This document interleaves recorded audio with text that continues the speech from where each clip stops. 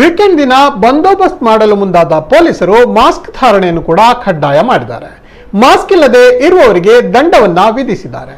ಮಂಗಳೂರು ನಗರ ಪಾಲಿಕೆ ಅಧಿಕಾರಿಗಳು 100 ರೂಪಾಯಿ ಮತ್ತು ನಗರ ಪೊಲೀಸರು 200 ರೂಪಾಯಿಗಳಂತೆ ಮಾಸ್ಕ್ ಹಾಕದವರಿಗೆ ಎಂದು ದಂಡವನ್ನ ವಿಧಿಸುತ್ತಿರುವುದು ಕಂಡುಬಂದಿದೆ.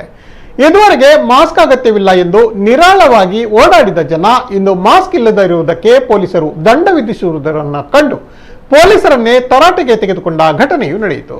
ಹಲವು ಮಂದಿ ಪೊಲೀಸರ ಈ ಕೃತ್ಯದ ವಿರುದ್ಧ ಬಹಿರಂಗವಾಗಿಯೇ ತಮ್ಮ ಅಸಮಾಧಾನವನ್ನು ಕೂಡ ವ್ಯಕ್ತಪಡಿಸಿದ್ದಾರೆ.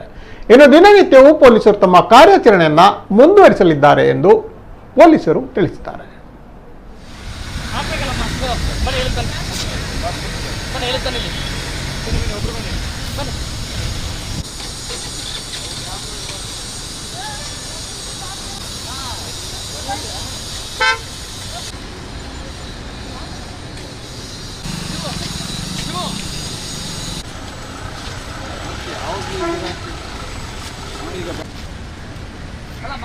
ಒಂದು ಖರ್ಚಿ ಬಿಟ್ಕೊಳ್ಳಿ.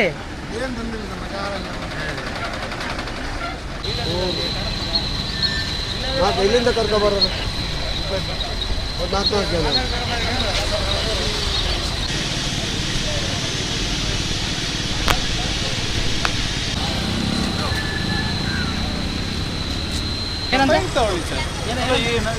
ಇರೋದೇ 150 250 ಕೊಡ್ತಾ ಇದ್ದಾನಲ್ಲ ಸರ್. ಮತ್ತೆ ರ್ಯಾಶ್ ಮಾತಾಡ್ತಾರೆ. ರ್ಯಾಶ್ ಏನಲ್ಲ ಸರ್, ನನ್ನ ಪ್ರಾಬ್ಲಮ್ ಹೇಳಿದ್ದು. I did my graduation.